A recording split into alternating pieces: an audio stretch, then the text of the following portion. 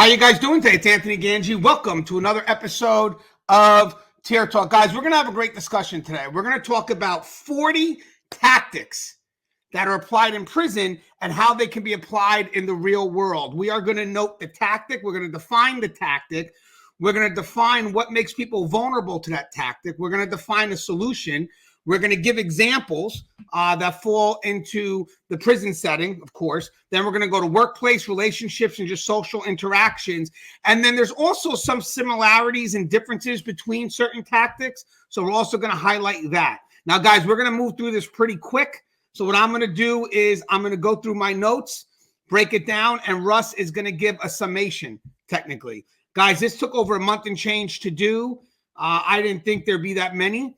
But I think I'm sure there could be more. I don't know, but 40 is pretty exhaustive in my effort. And it's going to be a quick dialogue. And again, what we could do later on is maybe explore them more in depth. But this is more of an introduction to showcase how they translate in both worlds. So this are the lessons that we learned in the prison setting. And then this is how they can translate just into your everyday life. And I think it's going to be a great discussion. And guys, don't forget, I have these two books on the market, Inmate Manipulation Decoded and Breaking Boundaries. I know they're written with the context of working in a prison, but trust and believe these have greater and higher level application. Okay, so let me get Russ on. What's up, Russ? Hey there, Anthony. How's it going? All right, so to be fair, guys, Russ does not know these 40 areas in regard to, he knows it, but he doesn't know what I'm going to bring up today. So it's going to be pretty exciting for Russ because Russ loves this. Russ loves to adapt and adjust. So good luck on this, Russ. And hey, Russ, you mind introducing yourself, please? Sure. My name is Russ Hamilton. I am a former and retired sergeant from the California Department of Corrections and Rehabilitation.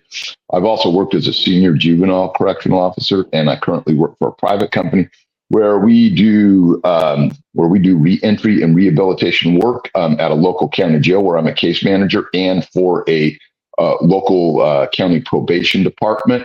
I am also the founder of Keepers of Chaos on Facebook, and I'm looking forward to this. I think mostly because I just want to see how well I do.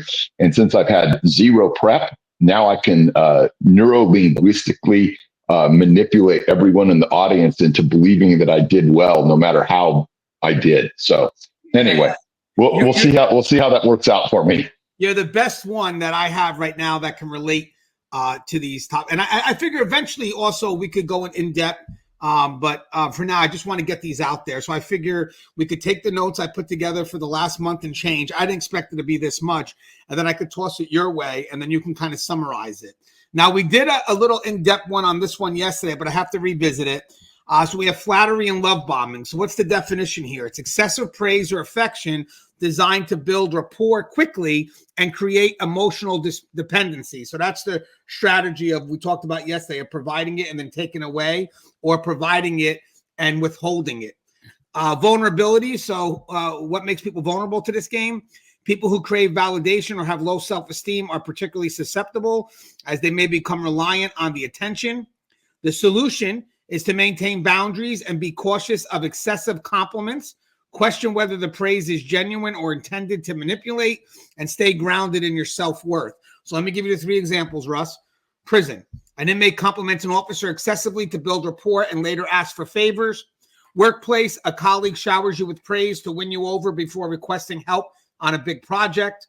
Relationship. A romantic partner overwhelms you with affection at the beginning, only to later control the relationship. And social.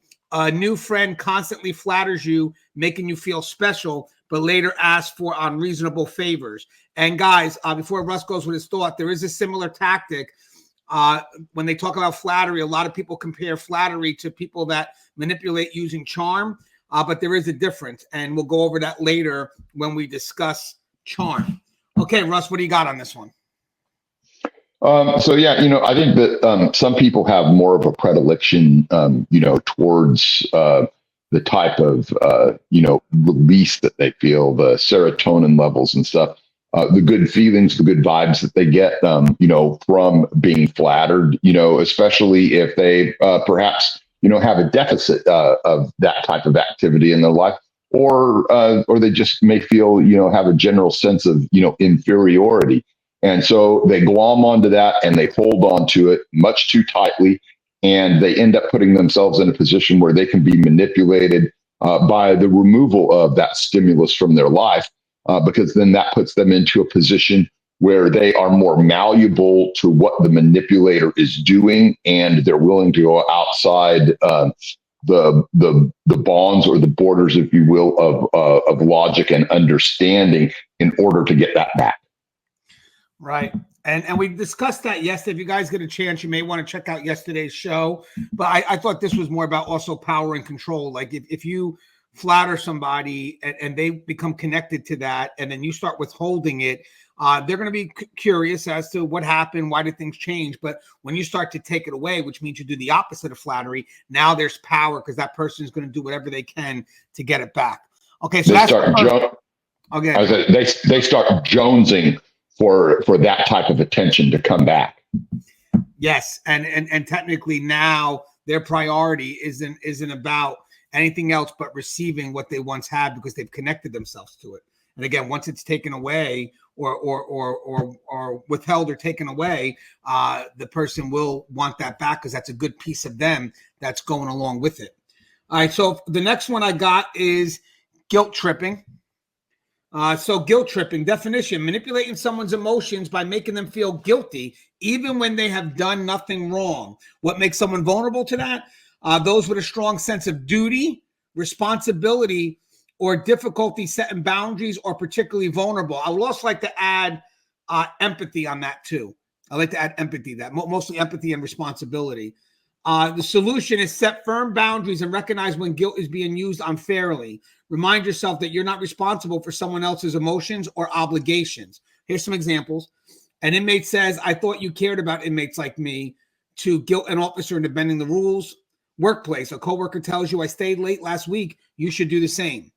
Relationship: a partner says, "After everything I've done for you, you can't even help me this one time." And then social: a friend makes you feel bad for not attending their event, implying you're not a good friend. What's your thoughts on this one, Russ? So a couple of things jump out to me instantly on this. Guilt tripping, a lot of times can be, done in the form of, neurolinguistics. Again, I thought we were better than that. I thought that we had a better relationship than apparently I realized.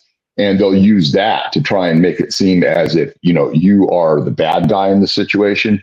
The other one that comes up a lot is just, from a position of, let's see, how do I put this?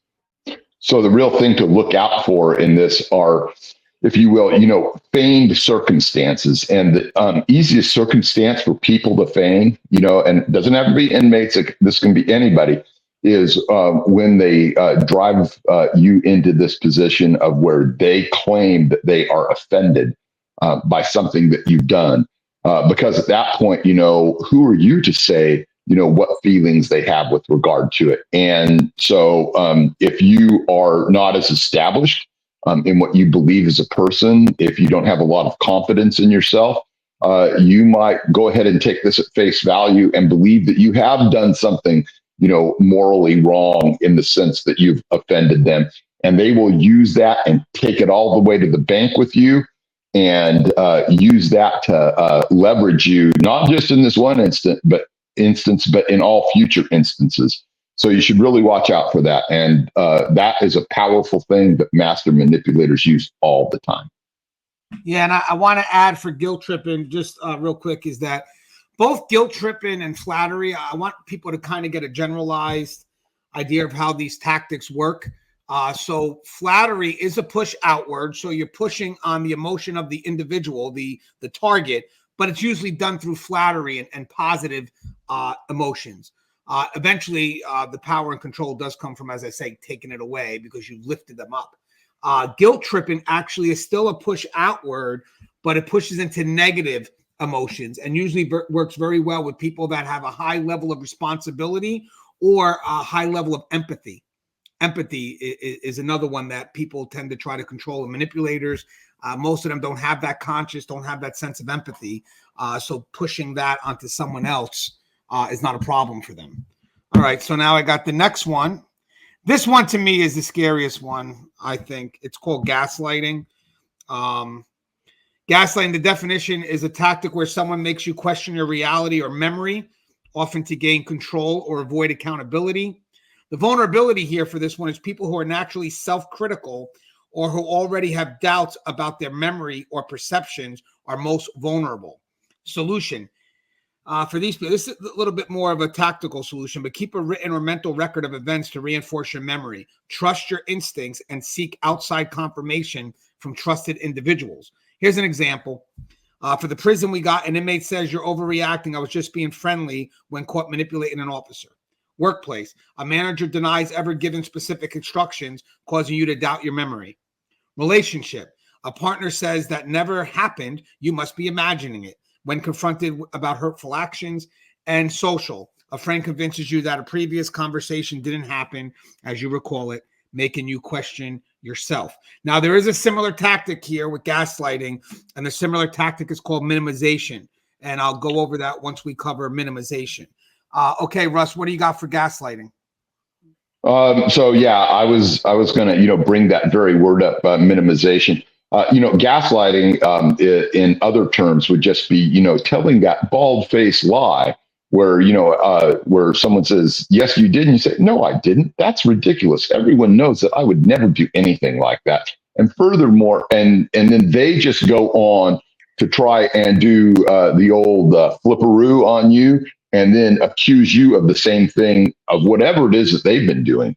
Another thing very closely aligned with gaslighting is confession through projection. People will often accuse you of the very thing that they've been doing.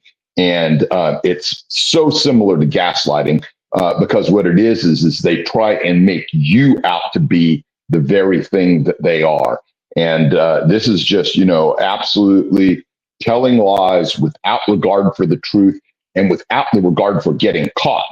And so if you want to see that nightly on the TV, you just ought to look at what's going on in the world in all of the different elections around us today, and you'll see it 100%.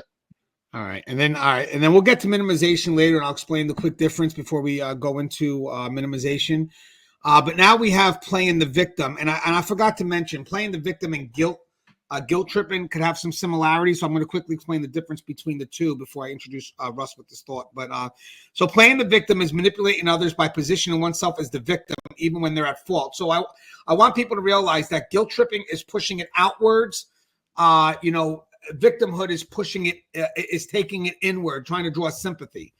Vulnerability, those who are empathetic, that plays out as well, and tend to take on the emotional burden of others who are especially vulnerable. So again, that's the responsibility and empathy. So it's almost the same type of vulnerability. I mean, it pretty much is, except the tactic is different. The tactic is inwards now. I'm going to try to draw sympathy. I'm going to try to claim that I'm the victim. And it's funny, real quick, just on this one, the nature and nurture thing. I hate this debate because the only time you ever hear that it is a nurture thing, which is more environmental, is when the person has been caught and everything is tossed at them. So the evidence speaks the truth, and then they try to minimize what they've done by playing the victim.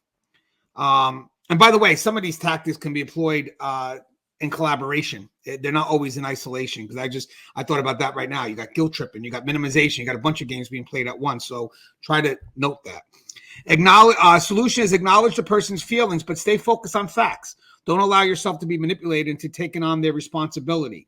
So the examples for this one is a prison. An inmate claims they're being unfairly treated to gain special treatment from staff. Workplace, a coworker constantly blames their lack of success on others and demands sympathy. Relationship, a partner claims you're always hurting them, even when they are the one in the wrong. And social, a friend acts like they're always mistreated to gain favors and avoid responsibility. And just to get the difference out of the way, a quick difference here is guilt tripping centers on making someone feel guilty for their actions, while playing the victim is about eliciting sympathy to gain support or avoid accountability. So the focus, as I mentioned, is different. For guilt tripping, the manipulator focuses on making the target feel morally responsible for not complying with their requests or demands, where victimhood is about the manipulator presents themselves as a victim in situations where they aren't necessarily the victim, aiming to gain sympathy or avoid responsibility. There was a lot there, Russ. What's your thoughts? Okay, I can break this one down really quick. The fact of the matter is that when someone plays the victim, there's usually a corollary that goes along with that, which is developing a straw man argument in order to be able to play the victim, because the real facts at hand often don't lend themselves to that. So here's what happens is some type of accusation is made where someone says, hey, you weren't when you retired, you weren't actually in that position of having that rank, and so then that person constructs a straw man argument and says, well, you're attacking the service that I gave to this country. And so what they've done is they've shifted the dynamics of fact to something that wasn't actually on the table. And we saw this recently, if you're paying attention to American politics, where they shift that straw man argument in order to become the victim. How dare you attack the service that I've rendered to this country? And so when we see things like that, it's done very cleverly. It's done very neurolinguistically, but it requires a set of circumstances that didn't actually happen. And so that's how often, people are able to play the victim without actually having ever been victimized whatsoever.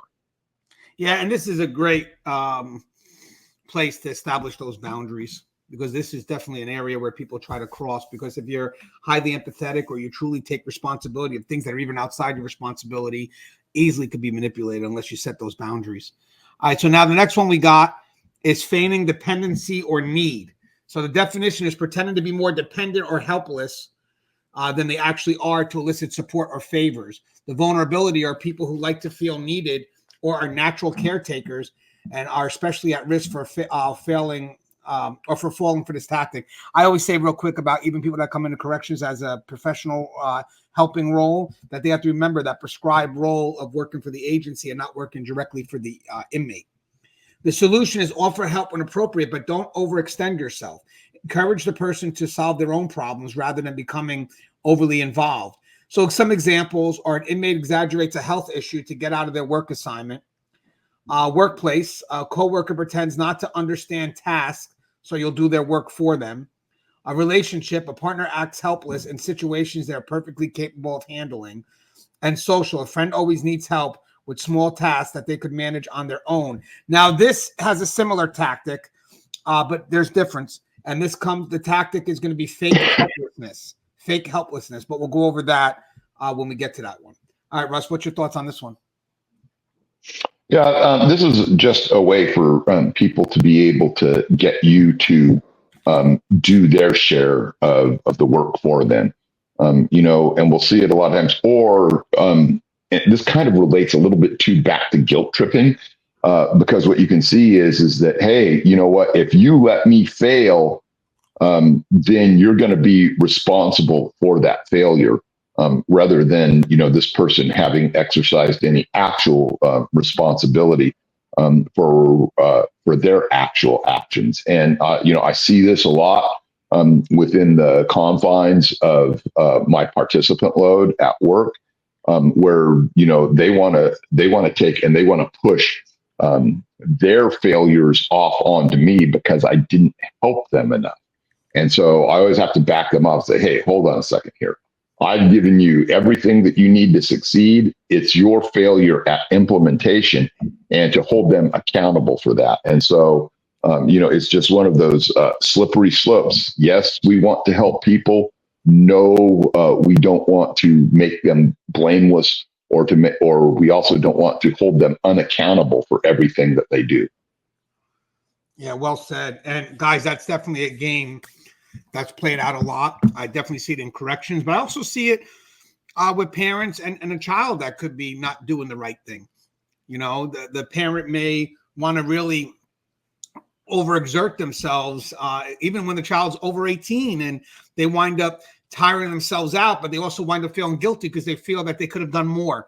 and that their child is still this helpless child that they were when they were 1 or 2. And at one point, it's like you have to know that you've exhausted all measures, and now the responsibility has shifted. That person is now responsible for their behavior, which, technically, I see that also played out a lot with those that are locked up when they call their families sometimes. Okay, so now we have obligation and reciprocity. I think this actually tends to be at the center of a lot of manipulation, the feeling that you have to give back to some level, some extreme. So the definition is creating a sense of indebtedness by doing favors with the expectation that the recipient will repay the favor, offering greater measure. The vulnerability here are people who feel uncomfortable receiving without giving back, or particularly susceptible to this tactic. I may be one of those. Solution: understand that you're not obligated to repay every favor, especially if it's being used as manipulation. Gratitude doesn't mean you owe something in return. Now, examples. Prison, you have an inmate give small favors and later ask the officer for bigger ones, playing the "you owe me" card. Workplace, a colleague does you a favor, then asks you to cover their workload in return. Relationship, a partner gives a gift and later expects a significant emotional or financial repayment. And social, a friend does something nice for you, but holds it over your head, expecting more in return. What do you got for this, Russ? Yeah, so there's a couple of different ways to look at this one. And this one is very much closely, or maybe even almost exactly, when we talk about, quid pro quo, this for that, which is a very transactional way to look at life. People that are manipulating you into this thought process, though, they want you to owe them forever and in perpetuity. And they expect that reciprocity, for you to give back to them and to keep giving and keep giving. And so when we get caught in that type of mental mind trap, which is of our own making, to be sure, we have to understand that, there's a limit to what we should pay back. There is a limit on time and resources of, how long we can stay indebted to someone. And you know what? If you're ever in a position where you think a simple thank you or a simple gesture is not enough, you should evaluate what that person is doing, because it may be a manipulation tactic. It may also be something ultimately genuine. But you have to be careful, because the wolves are among the sheep out there. And I love that time frame that you said. I mean, how long is this going to carry on? I love that. I don't think a lot of people may think like that, but that's a good way. If you don't recognize it on the surface level, maybe you could recognize the feeling of how long I have to do this for. When does it end? Okay, let's get to the next one. I love that, though. That was a good one. Isolation and divide and conquer.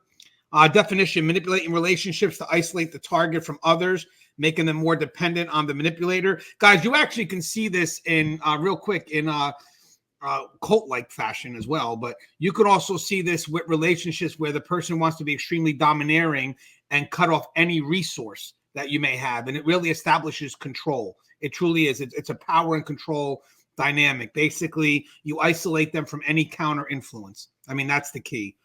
And that's something that should be seen, because, all of a sudden you can't go out, you can't call your friends, you can't call your family. I mean, these are actions, but you definitely should also feel it as well. Vulnerable are people who are already somewhat isolated or who struggle with confrontation, are easy targets for this tactic. And we mentioned that real quick about manipulation. Sometimes it's the fear of conflict, but in order to break this chain, you have to be willing to step right into that. The solution is stay connected with diverse groups of people and communicate openly to avoid being isolated. Address rumors or false information head on. I love that. That's true. Example: for a prison, an inmate tries to isolate a staff member by sowing discord between them and their colleagues. Workplace: a coworker spreads rumors to cause friction between you and your manager. Relationships: a partner discourages your relationship with friends and family to gain control. And social: a friend subtly discourages you from spending time with others to monopolize your attention. Russ, we see this played out all the time. What's your thoughts? So one of the things that I do in the real world right now is I teach a domestic violence course for offenders. And so, one common thread among them is the level of control that they exert over their victims. And this is not the case in every domestic violence thing, because all of these cases are different and unique. But in the ones that have the potential for lethality in them or more severe injuries, this is the typical kind of thing that you would see. They use all these other manipulation tactics that we've talked about to cut people off from their outside resources, and to make sure that they don't step outside the boundaries. I've seen these same individuals, they're the kind of people that come in at the end of the day, let me see your phone, or they check on, what's going on the billing on the phone, or they want the person to account for their day. And these are the ways that they really leverage a superior amount of control over their victim. And with these people that are like that, depending on the degree that they engage in this, there is a definite element of danger there, because once they hit the explosion point for the person not doing what's expected of them, which is complying with these demands, violence is almost imminent in that situation. Yeah, and guys, if I just had one last thing, I was taught a long time ago that manipulation only happens if you allow it. For situations like this, there could be a slow moving situation where you wind up accepting it and you wind up trapping yourself. You wind up leaving yourself hopeless. And I think that's where you have to definitely create those boundaries so you don't wind up accepting this and not even realizing you're accepting this. I mean, the last thing you want is for you to accept being trapped and then you wind up being hopeless and you no longer look for solutions to resolve these matters. It's just the way life is and the way life always will be. That's the scary part. Triangulation. So for here, the definition is playing two or more people against each other to maintain control and influence. The vulnerability are people who are conflict averse or trust the manipulator's version of events are more likely to fall prey to this tactic. Solution. We talked about this kind of in the last one, but speak directly to the other parties involved rather than relying on the manipulator's version of events. Avoid letting someone else control your relationships. These kind of blend in, the one that this did before. Example, prison. An inmate shares false information to turn staff members against each other. Workplace. A manager pits employees against each other to maintain control and keep them from uniting. Relationship. A partner compares you to an ex to make you feel inadequate. And for social, a friend gossips about others to make you feel like only they can be trusted. I know for me, Russ, when we dealt with this inside the prisoner jail, if an inmate goes to say something and it's about, let's say, about Russ, I will talk to Russ. I won't allow that assumption to divide us. I will go talk to Russ and let Russ know what's being said, and basically don't let the assumption destroy us. And sometimes these inmates, when they know we're not going to connect, they know that they could say something, especially when me and Russ aren't talking, that kind of further fuels the fire. So the best thing is to confront the person. Would you agree with that, Russ? Triangulation, is always just where, it's not necessarily even between individuals. One of the things that we see in the prison system is inmates are often able to play different shifts against each other because those people aren't necessarily, together on the same concourse at the same time. And there's a lot of sneaky, manipulative ways that not just inmates, but people that are prone to this type of manipulation, or rather the masters of it. They'll go in there and they'll say something almost seemingly innocuous to a third party that pits that third party against the other person. And they use that in order to make sure that those people are involved with conflict with each other. Meanwhile, they are the ones that are, raiding the henhouse, so to speak. They're the ones that, are actually able to receive the blessings of that, if you will, because they will go on and use their time more wisely than all the conflict that's happening. If I were to put it into a little bit more simpler terms, look at the difference between a manager that tries to hold people down and back versus that type of manager that tries to help all of his employees even go past him, as it were. Lift them up, put them into a position where they have maybe more upward mobility than he or she does. So that's how you can know if this tactic is being employed or not, is whether you're being held back or whether you're being held up. Yeah, I love that, Russ. And I love what you also mentioned, too, is that I think the difference between the triangulation and the divide and conquer is going to be the use of a third party. I think that's the main difference when you mention that. I think that's 100% right on point. It's the use of the third party. And the best way to eliminate that is to really go up to that third party and ask them, hey, what's going on here? This is what the person's saying, and expose the game. The next one I got, we've seen this a lot, is appealing to authority. So the definition is invoking the name of or influence of a higher authority to pressure the target into compliance. The vulnerability are people who are uncomfortable challenging authority figures or fear consequences are particularly susceptible to this tactic. Solution: verify claims of authority and don't be intimidated without evidence. Ask for proof before complying with any directive. The examples would be for prison, an inmate falsely claims the warden said I could do this to get their way. Workplace, a coworker claims the boss supports their idea to pressure you into compliance. Relationship, a partner brings up rules they claim are important to your relationship to manipulate behavior. And social, a friend says everyone else agrees with me to pressure you into doing what they want. And it's funny because I read a book on persuasion from Cialdini.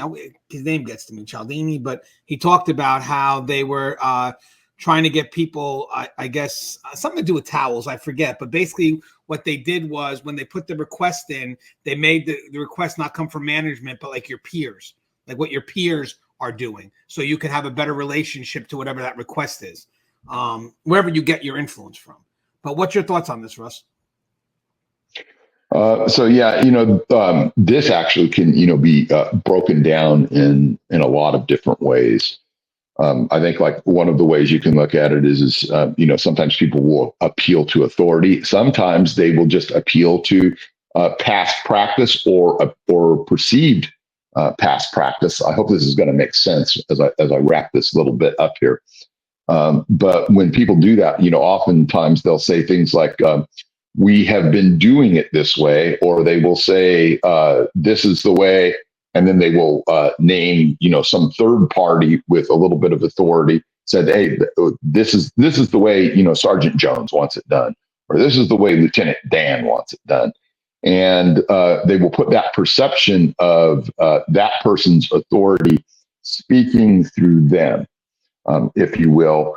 And they will try and, keep you from actually seeking out what the actual policy, procedure, circumstance, what have you is, and make it seem as if they are carrying the mantle of the people above them. Sometimes this can devolve into snitch threats. Well, I'll just go tell the sergeant. I'll just go tell the lieutenant. And that's why I say there's a lot of different ways that this one can manifest itself. But I think the main thing that you need to do is make sure that you're standing on firm ground with respect to policy, procedure, law. If we take this outside, the corrections field, then it would be about, what company policy is, what company procedure is, what your internal chain of command is like. And just make sure that, you rest on a good, solid foundation. If you have to challenge that from one of these manipulators, because they'll use it all the time. And most of the time, I would say 90% of the time, they never get called on it because, they have the puffed up chest, they have the way about them, and they tend to be bullies. But people let them get away with it. The first time the bully gets socked in the nose on the yard, that's the end of their reign. Yeah, and guys, this also could be considered authority bias too. Sometimes when people lack credibility, they borrow the credibility from elsewhere. That's what it is. So even when you hear people and they're telling you a story and they're kind of questioning whether you believe them or not, they're going to add a qualitative statement to it. like I swear to God, or swear to my dead father, or I spoke to someone who's a professional, blah blah blah, and this is what they think. And it's like, it's good to question, well, who is that person you spoke to? Be specific. But with that said, yeah, it's like an authority bias. It's used all the time. This is definitely used all the time, usually with people that lack credibility, and they know it. They know it. That's why they're utilizing it. Withholding information. And again, that is for control or power. So we have withholding information. It's kind of like lie by omission. Deliberately omitting key details to maintain control or keep others dependent. Vulnerability. People that are vulnerable are people who naturally trust others, or those who fear confrontation may be more vulnerable to withheld information. And mind you, when it says that you withhold information, and then for people that are vulnerable because they don't want the conflict, that's because they feel it. They just don't want to engage it. I just want people to know that. That's different than trusting others. It's like, I know something's wrong, but I don't want to destroy what we have. Solution. Ask direct, clear questions and ensure that you are fully informed. If information is consistently withheld, address it openly. So some examples: a prison, an inmate deliberately withholds details about an incident to mislead staff. Workplace, a colleague doesn't tell you crucial information that would help you succeed in a task. Relationship, a partner fails to mention plans that affect both of you until the last minute. And social, a friend leaves out key details to manipulate the situation in their favor. And there's also a similar tactic here, which we'll go over, which is diversion and distractions. And I'll tell you what the difference is in that. What do you got for this one, Russ? Yeah, this one is one of those things that can be really corrosive to any environment, and probably much more corrosive inside of the correctional environment. I was always struck by this one particular lieutenant that we had that took over the investigations unit. And prior to his taking over the investigations unit, information was shared freely. We would act on things. We would develop information for the investigations unit. We would go along with them to what we were doing at the time, which was Cal Gang, which were statewide meetings. And he got in there, and he was the type of person who wanted his own little fiefdom, and he wanted his fiefdom to be bigger and better, but without any type of connections to anyone else. And he did away with all that, and he really sabotaged himself because he was stupid. And he put himself into a position where no one was feeding any information up the chain, and put himself into a position where everyone just kind of said, well, screw it, let them do it. And this withholding of information, like I say, it's a way for people to establish their own fiefdoms. It's a way for them to control what's going on. And it's a way for them to make believe for their own sake that they are able to leverage what they're doing in a higher and better fashion than what other people are doing. And it's really running counter to that. I think a lot of these people that use this particular one, they are the Dunning-Kruger affect types. They believe a whole lot more in their own abilities than anyone else does, because they're actually lacking in a lot of ways. Yeah, and I'd like to also add that for this too, and kind of what Russ touched on, it's a way to control the narrative, and they know that the areas that they omit are areas that could jeopardize that control. So you have to really seek that. You have to really seek, what they're trying to leave out, and go after it, because that may be the point where you're able to gain the control. All right, so now we have fear and intimidation. I mentioned this before in other shows, but I think fear and intimidation is definitely used. It can be used as an initial effort, depending on how weak the individual is, but also could be used later on when the manipulators feel that they're losing control. And now they have to try to establish it by exposing who they really are. Technically, it's no longer the friendly. It's I want this, and you're going to give it to me. So the definition is using threats, either direct or implied, to induce fear and compliance.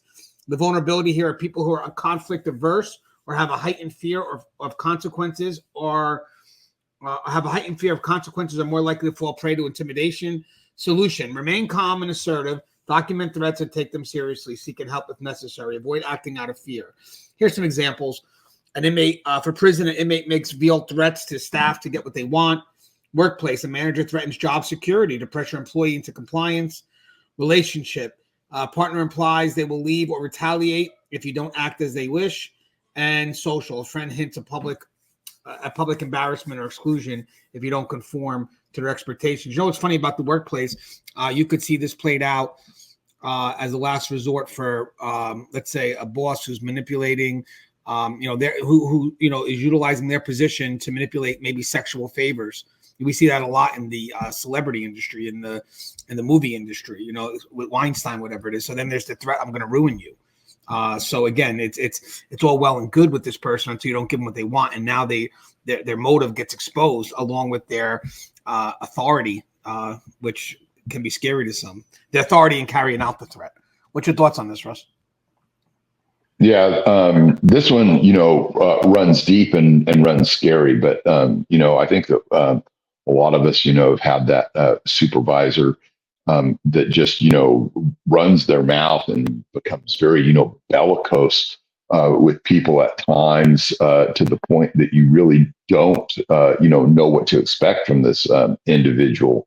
And then other things, I think that your point about, Weinstein or whoever else is in the news at this moment with regards to, blackmail or revealing, hey, you remember that time, and they covered for you. And now we're going back to, some of the other steps that we've covered here.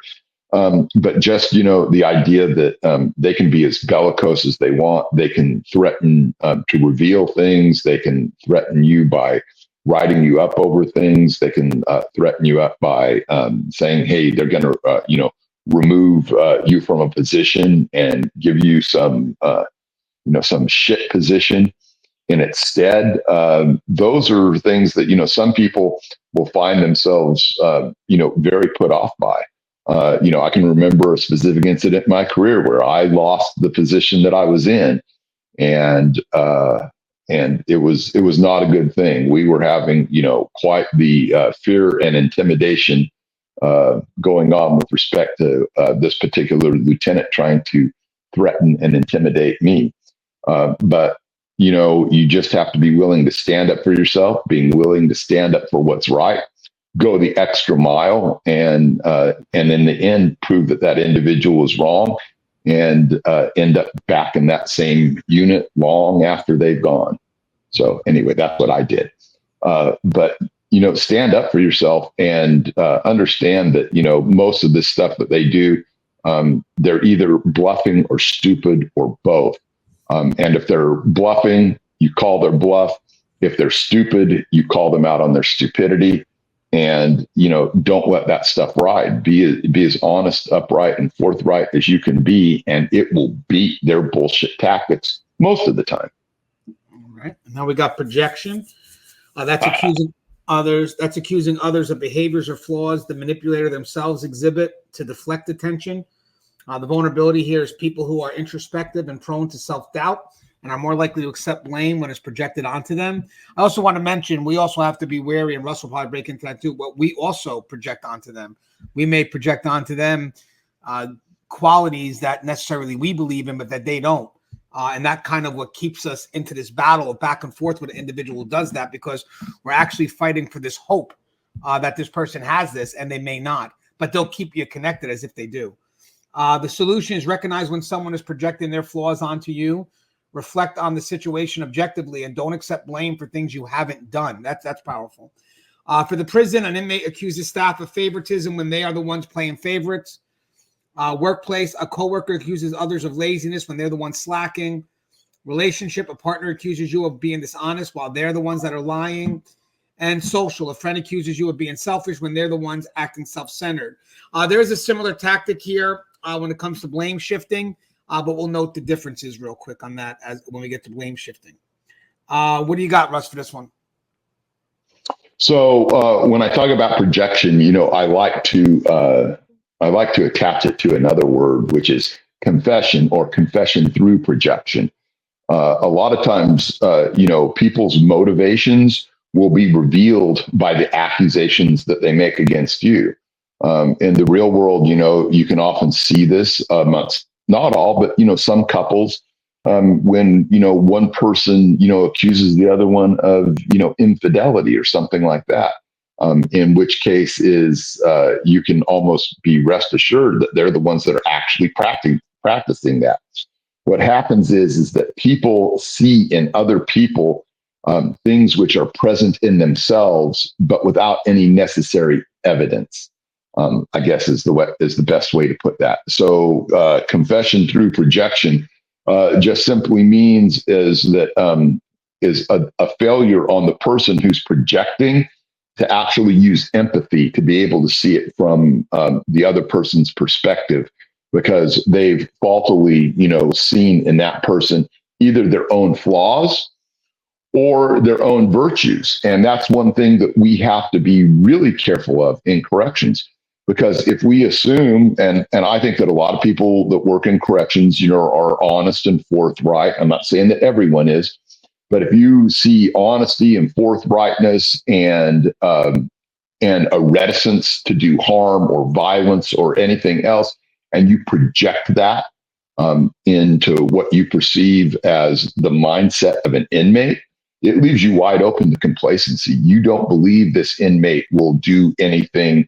illegal, immoral. He won't try and escape. He won't assault me. He won't make a weapon. He won't smuggle dope in.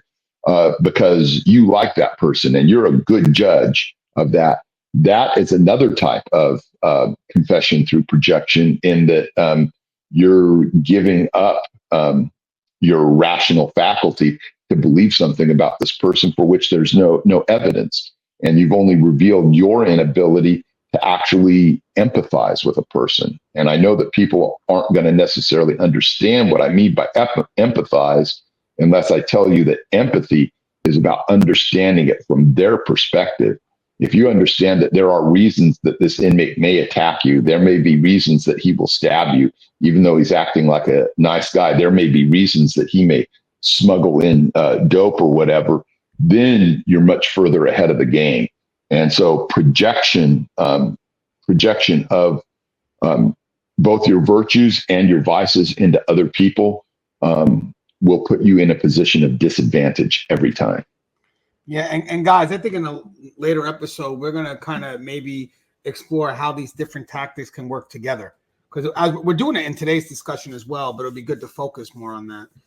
So minimization's next. Now remember, minimization, we also had similar to gaslighting, so I'll explain the difference real quick after I go through this. But minimization is downplaying harmful actions to make them seem insignificant, causing the target to question their reactions. The vulnerability here are people who don't like confrontation or who are forgiving are more likely to brush off minimized actions. That makes sense. So if you're forgiving and if you don't like the conflict. So the conflict is really to address it and correct it. That's what you got to be willing to do. But the forgiving nature is what allows you to accept it all the time. So there's a difference there. Conflict will cause it to be challenged, where the forgiveness causes it to be accepted. However, you got to rationalize that in your mind. Solution: don't downplay your feelings or concerns. If something bothers you, it's valid. Stick to the facts and communicate how the actions affected you. So here's some examples. Prison: an inmate downplays breaking the rules, saying it wasn't a big deal. Workplace: a colleague minimizes a mistake to avoid accountability, telling you it's not a big deal. Relationship: a partner dismisses hurtful behavior, saying you're making a big deal out of nothing. And social: a friend downplays offensive comments by saying it was just a joke. Don't take it so seriously. The difference here between minimization and gaslighting was minimization reduces the importance of an event, while gaslighting manipulates the target's perception of reality. What's your thoughts on all this, Russ? So I would say that the difference between minimization and gaslighting is one of scale. In the gaslighting, the scale is vast and huge, and the lies are told without regard for discovery, the truth, the facts, or the provability or the non-provability of any given thing. Minimization is just saying, oh, it's not so bad, or it's okay, or I can justify, what I've done. And so the minimization role is easier to accept, I think, than gaslighting because it's just because it's not so inconceivable. A person may think that, okay, well, maybe I am blowing this out of proportion. Maybe I am too sensitive about the subject. And minimization is a way for you, if you're the manipulator, to get the other person to believe that they are the one that's out of pocket rather than you. And I think that that's the easiest way to put that. I agree. I think that's the key. And I said for those that are more forgiving in nature, what happens here is they allow for the person to minimize the actual event. But the funny thing is when they minimize the event, that what they're trying to do is minimize how you feel about that event. And only you know that. So you shouldn't allow them to minimize your feelings. If that's how you feel, that's how you feel. Okay, so the next one is the old bait and switch. Offering something. So the definition is offering something enticing only to change the terms once the target is committed. Those who commit quickly. So the vulnerability here is those who commit quickly or feel obligated to follow through once they agreed are more likely to be affected. Solution: get agreements in writing when possible and clarify terms up front. Be wary of last minute changes and be prepared to walk away if the terms shift. Prison: an inmate asks for a small favor and once granted increases the ask to something much bigger. Workplace: a manager promises you a promotion, but once you've done the work, the terms of the promotion change. Relationship: a partner offers something appealing in a relationship, like let's say a trip, only to later cancel or change the conditions. Social: a friend invites you to an event under one pretense, but changes the focus once you've committed. They say there's a similar tactic here, which is called future faking, and I'll get to that because future faking also has a similar tactic called false promises. But what's your thoughts on this, Russ? Yeah, this is, pretty standard fare for some of the things that go on, whether, in the corporate world or the correctional world, where, just, false promises reign supreme, and instead of something substantive that you wanted to see fulfilled, instead, either that day never comes or the expectation is lowered to the point where it no longer resembles the thing that you were promised. And so this is just, more of what I would call, petty little lies. And petty little lies are for petty little manipulators. This is not something that I would expect to see from someone who's much more masterful in their ability to manipulate people. This is at the much, lower end of the scale, if you will. Yep. Now we have, this is more of the behavior, but we have silent treatment. So silent treatment works very well for those that have been using flattery at the very beginning or love bombing, and then all of a sudden they cut it off. And now the person's stuck to try to figure out what they've done wrong. Definition: withdrawing communication to punish or control the target by creating emotional discomfort, because that's what it is. It's emotional manipulation. The vulnerability of those who need resolution or communication and have anxiety around conflict may find this tactic particularly difficult to endure. Solution: don't chase after someone giving you the silent treatment. Set your own boundaries and calmly communicate when they're ready to engage again. The example: prison: an inmate stops communicating with staff to make them feel guilty or anxious until they get what they want.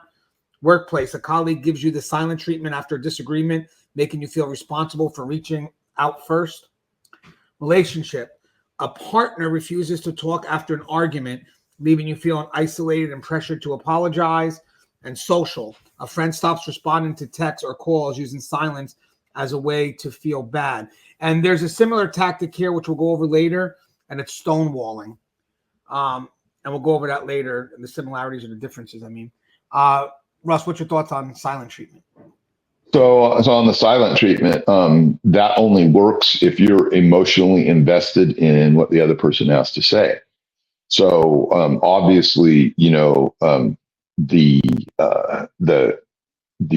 antidote for that, obviously, then is to not be emotionally invested in what they have to say. And I realize that that can be difficult for many people, maybe difficult for most people. But there just has to come a time where you pull the plug and say, "Hey, I'm not going to play this game. Adults should be able to communicate their thoughts, feelings, motivations, wishes, and ideas together. And a person that just decides that, hey, I'm going to cut this person off and let them languish in emotional trauma is obviously not a very good person. This is a person who is manipulating at all costs and irrespective of the emotional trauma that you're feeling because of it. So that's what you have to do. You just have to limit your amount of emotional investment in that type of person.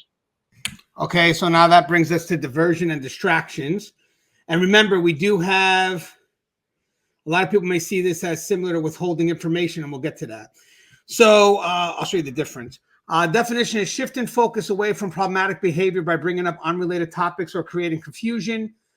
The vulnerability is people who are easily distracted or who struggle to stay focused in conflicts are more likely to be manipulated through diversion.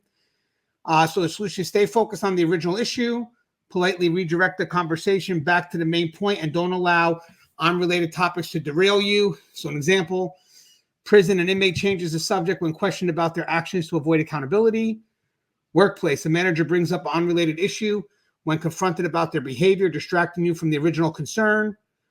Relationship, a partner shifts the blame to something irrelevant when you confront them about their actions. And social, a friend brings up a completely unrelated topic whenever confronted about their behavior.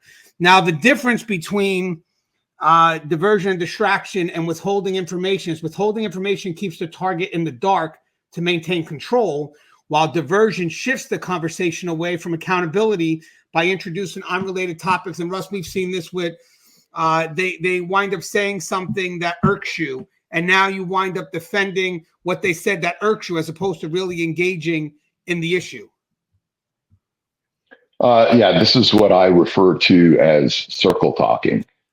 There's nothing more irritating to me than an individual, in this case, I'll say inmate, who completely goes off topic when I question them about something. I'll say, hey, where do you live? And they'll say, well, you know what? I was just going to medical because I have this thing going on with my foot. And they completely, and this is like almost instinctive on their part. If they would just, go in there and be honest and talk about what the situation is. But no, they won't even tell me where they live. They don't want me to know that. They're furtive in not necessarily their mannerisms, but in their communication. And that's one of the first things that, tunes me into, hey, we've got something here more than just him trying to, get to medical or whatever. And so there are people that are naturally like this. They are furtive in their communication skills. And it seems like they're always trying to, backtrack over things. They're always trying to, cover their tracks of where they've been and what they're doing. And they do this through the diversion and distraction. And they just, put things out there that try and, veer you off course or veer your team off course, whatever the case may be. And it's really frustrating to deal with people like that because it seems like you can never quite get a straight answer out of them. And that moves us to false empathy. And the reason why we're saying false empathy, guys, is usually manipulators, they don't have empathy. There's no conscience in their mind, so basically they play the game. So anytime they're being manipulated and they try to give you this sense of empathy, usually it's false. The definition of false empathy is pretending to share emotions or concerns to gain trust and manipulate someone emotionally. So this is emotional manipulation. Vulnerability is people who value emotional connections and trust others quickly may be more susceptible to this tactic. Solution: be cautious of individuals who seem overly empathetic. Pay attention to their actions over time to see if their support is genuine or manipulative. So example, prison, an inmate pretends to care about a staff member's struggle to gain favor. Again, it's about bringing a closeness to the relationship. Ultimately, that's what it is. A colleague pretends to understand your workload only to ask you to do more for them. Relationship, a partner expresses false empathy to make you feel emotionally supported, but uses distrust for manipulation. And then social, a friend pretends to share your concerns only to later use your vulnerability against you. This is common too, Russ, right? Yeah, this is pretty low level stuff. False empathy you'll most often see correlated with what I call opportunity. You're down on your luck. You just got passed over for a promotion. A family member of yours is sick, and so people go in there with the expectation that they're going to cash in on that by giving you some of this false empathy, false sympathy. Oh, that's too bad. I hope that there's something that I can do for you. And I think that the hard part is figuring out who's genuine and real and who's not genuine and real. I think that when you work around people like this, maybe harder to do with inmates who you don't know as well, and they shouldn't be bogarting their in on what your mental state is. But if they see a change in your behavior, they will try and capitalize on it, and they will express to you some false empathy, some false sympathy, in order for an exchange somewhere down the road, and then you're expected to pay it back, and that's where we get right back to the quid pro quo type of thing, something that's transactional. So just another cheap manipulation tactic, the kind of thing that you would normally see from those who maybe aren't quite as up on their game. And guys, when it comes to this false empathy, don't mistake niceness for kindness. Niceness is a projection and it's very surface. Kindness is something different. And even when I'm with my wife and someone's being too nice, she's like, what's the matter? I just don't trust them because they're being too nice. It's just as if they want something in return. Okay, now we got playing on insecurities. So the definition here is exploiting personal insecurities to lower the target's self-esteem and make them more susceptible to control. So the vulnerability here is those who have self-doubt or unresolved insecurities are more likely to be targeted by this tactic. Solution: build your self-esteem and recognize when someone is exploiting your weaknesses. Surround yourself with supportive people who reinforce your strength. So in a prison setting, an inmate subtly mentions a staff member's lack of authority to make them feel inadequate. Workplace: a coworker makes comments about your work performance, causing you to question your ability. Relationship: a partner consistently points out your physical or emotional insecurities to control you. And social: a friend brings up your personal insecurities in conversation, subtly undermining your confidence. And there's a similar tactic here, but we'll get to it. It's shame and criticism. What's your thoughts on this, Russ? Yeah, a lot of times you'll see people that are actually, really good at manipulating, bringing information to you with regards to what other people are saying about you, or, and this is key, or pointing out what someone said or the way that someone treated you because they saw it, and then giving you support, telling you that no, you're not that way at all, and giving you this false support to counter what someone said or did or revealed about you. And so you'll have inmates do this. Maybe a colleague or says something out of pocket. And then as soon as that person is scurried away from the area or whatever, he'll tell you, "Boy, that guy was just out of pocket. That was really uncalled for. You're not like that." And they will give you then the emotional support that you need by playing on that insecurity. And it's pretty common, pretty typical, and it's actually a really good tactic, but it is a more low-level tactic, in my opinion. Yeah, and usually the insecurity is usually based on the context of the relationship because they know how to employ it based on those standards. So again, if it's a workplace thing, it's usually related to your abilities or something. It's relationship, your emotional connection to the individual. So remember, the insecurity will be played out within the context of the relationship in which the person has their most authority over you. This is a good one, Russ. I added it to gaslighting. Gaslighting through plausible deniability. I thought this was another thing. Creating ambiguity around actions or intentions to avoid accountability by claiming misunderstanding. So this is different than just minimizing or outright changing it. It's making the person feel confused. People who are naturally trusting or who doubt their own recollections are prone to this tactic. Solution: ask for clarification and evidence when someone claims misunderstanding, and don't let ambiguity undermine your confidence in what you know. Example: prison. An inmate denies ever making a manipulative request, claiming you must have misunderstood. I've had that. Workplace. A manager says that's not what I meant when confronted with a problematic directive. Relationship. A partner insists you're overthinking it. That's not what I said, to avoid taking responsibility. And social is a friend says you took it the wrong way when called out for a hurtful comment. What's your thoughts on that, Russ? Yeah, this tends to, run the gamut with regards to when did I say that? Or, that's not what I meant. Or come on, don't you know me better than that? And back shifting to the other person, a little bit of almost projection, but not quite the same thing there. And just being able to to have an excuse for what happened, or the ability to say, well, you know what, I was never even there, and the ability for that person to remove themselves from any responsibility whatsoever. And so, they'll. This is very similar to, I don't know if we're going to get this to this or not, but just blame shifting. I was there, but that was all such and such's idea, or he's the one that said that you did that. And so all it is in a nutshell is the ability to remove yourself from responsibility.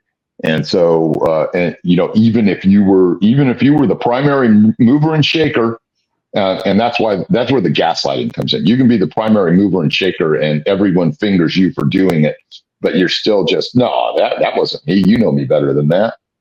And so the gaslighting part of it, very, very integral to this particular situation. Yeah, the next one we have is future faking. Now, guys, future faking also connects to bait and switch, as we mentioned, but also could have some similarities to false promises. And we'll get to the similarities with false promises later when we cover false promises. But for now, we'll do future faking, and then we'll talk about, when I say similar, I mean difference. And we'll talk about the difference between future faking and bait and switch. So the definition for future faking is making false promises about future actions to keep someone emotionally invested in the present. And that's key, guys, emotionally, the emotional manipulation. The vulnerability is people who are hopeful or overly trusting, especially those seeking long-term commitment or rewards, are more vulnerable. Solution: focus on actions rather than promises. Don't emotionally invest in future outcomes unless there's consistent follow-through. Here's some examples. In prison, an inmate promises to change their behavior in exchange for leniency, but never follows through. Workplace: a manager promises a future raise or promotion that never materializes to keep you working harder. Relationship: a partner makes grand promises about your future together to keep you emotionally invested, but fails to deliver. And social: a friend keeps promising to include you in future plans, but it never actually happens. Now, the difference between fake promising, yeah, it is. No, future faking, and we'll go over future faking and fake promises later when fake promises come up. But I keep on messing this one up. Future faking, and then the bait and switch is future faking promises a better future, while bait and switch changes the terms after commitment. What's your thoughts on that, Russ? So, in the future faking part, I think the best way to really illustrate that is with the future faking, everything is always going to be in the future. It's never about what's going on in the here and now. And so that point in the future remains forever in the future. It never gets any closer, or it rarely gets any closer, and it's never ever achieved. And so, when I promote, I'm going to make sure that that I get you a good job doing this, that, or the other thing, And so that person promotes, and then what happens is they forget about you, or they say, "Oh, I don't have the power to do that," or the next time, I get a promotion, I'll make sure I take care of you. And it's always out in the future. It's always on the horizon, and it never gets any closer. And this is a way that a person never actually has to expend any capital with regard to you. And it just shows you where you're at in regards to their emotional or lack of emotional investment. Yeah, and guys, I'll explain difference later when we get to false promises. because we also have to add false promises that relates to faking the future or future faking. All right, so now let's go to the charm offensive. Now remember, guys, this has a little bit of a difference than flattery. Flattery is about over-the-top praise to make the person feel emotionally connected to the flattery, to the, basically maybe connecting their own self-esteem to the flattery, where charm is about being likable. And again, that's about developing a closeness. And actually, when you partner these two up, it becomes a lot worse. Someone that has charm and then is able to employ the flattery, that's like a double whammy. Charm offensive, using charisma and charm to disarm someone and win them over, often masking ulterior motives. Who's vulnerable? People who are drawn to confident and charismatic individuals who are more easily influenced by this tactic. Let's say the Ted Bundys of the world. Solution: be cautious of excessive charm and charisma. While it can be pleasant, assess whether their actions align with their words over time. Example: prison. An inmate uses charm to make an officer overlook minor infractions or give them special treatment. Workplace: a colleague flatters everyone in meetings to gain influence and sidestep accountability. Relationship: a partner uses their charisma to distract from their controlling behavior. And social: a friend charms others into doing things for them, masking their self-interest behind their likability. And as I said, charm offensive is about winning someone over with likability, while flattery and love bombing involves over-the-top praise to create emotional dependency. What's your thoughts on that, Russ? Yeah, there's just a number of people who are naturally more charming, more charismatic, more engaging than the average person. And some of those individuals will be manipulators, and they use their natural talents to get the things that they want without regards for, actually ever carrying through. And so it's the type of person that you really have to be on guard against, because where a lot of that ability lies at is in the number of people that they have, invested in their own circumstance, because those charismatic type of individuals will get people who follow them with a high degree of allegiance. And it puts you at a real disadvantage, because now it's not you one-on-one with a manipulator. It's you one on 10 or 20 or 100 or however many against just you. And so that's where you have to be, very cautious in the amount of allegiance, and fidelity and so forth that you issue to this person. It may be someone that actually can help you, but those that are more invested in the manipulation part are going to be probably end up being your enemies and your enemy in the future, as it were. And now we have blame shifting. Blame shifting may have some similarities to projection and guilt tripping, and I'll explain the differences there because we've covered both at this point. But for blame shifting, we got redirecting blame to others to avoid responsibility or make the target feel guilty for the manipulator's action. So remember, that's the focus of blame shifting. It's shifting the responsibility of what has been done to the other individual. Vulnerability. People who are empathetic and take responsibility for others' emotions or actions are often affected by blame shifting. Solution, stay focused on the facts and don't accept responsibility for someone else's mistakes. Hold others accountable for their actions. So prison, you may see this in the form of an inmate says it's your fault, I acted out, trying to make a staff member feel responsible for their behavior. Workplace, a coworker blames you for a failed project, even though it was their responsibility. Relationship, a partner blames you for their negative actions, claiming I wouldn't have done this if you hadn't pushed me. Social, a friend blames you for not showing up to an event, even though they never told you the details.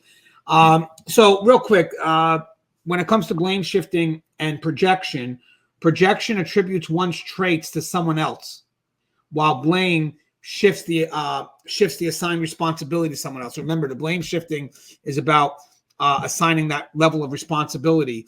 Same thing with guilt tripping. Guilt tripping makes the target feel bad for something they did, often through emotional manipulation, while blame shifts or transfers the responsibility for the manipulator's wrongdoing onto the target. So even when it comes to guilt tripping, the person is still taking blame, or they're trying to push blame for why it was done, not what was done. And that's when you cannot let that distract you from what was done.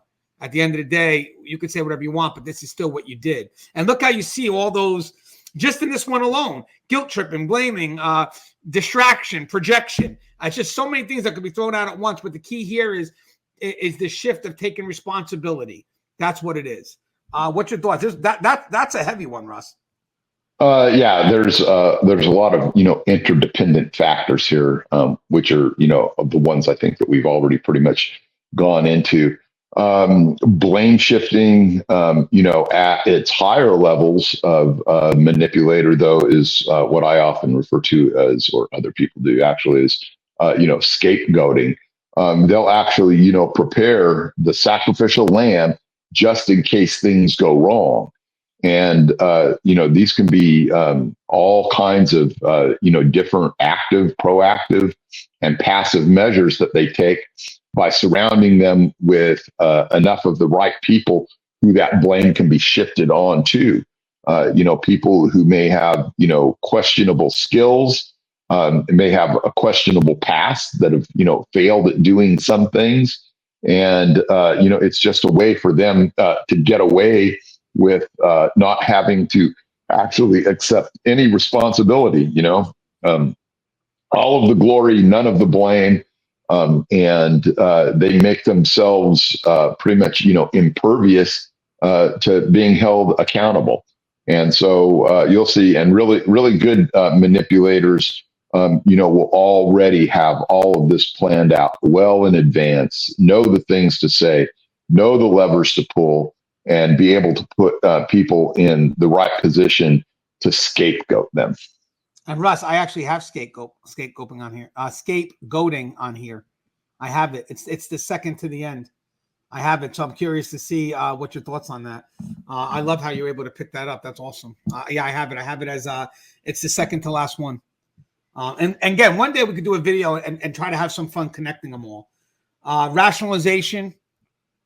We've seen this before. That could also maybe relate to minimization, but rationalization is offering seemingly logical reasons for manipulative behavior to justify actions and make them appear acceptable. The vulnerability here is people who respect logic and reason and are conflict averse may be more susceptible to accept and rationalization. So the solution is question the logic behind their explanation. Be wary if the reasoning seems designed to justify harmful or manipulative behavior. Guys, and ask for specifics because manipulators love to lie in generalities. So get specifics. For a prisoner or prison, an inmate explains their rule breaking as a necessary act given the circumstances, making it seem reasonable. Workplace, manager justifies micromanaging as necessary to keep things running smoothly, even when it stifles productivity or innovation. Relationship, a partner justifies controlling behavior by saying it's for your own good. And social, a friend explains away a hurtful comment by saying I was just being honest. What's your thoughts on these rationalizations? Yeah, rationalization and justification, I find, are often the province of the addict.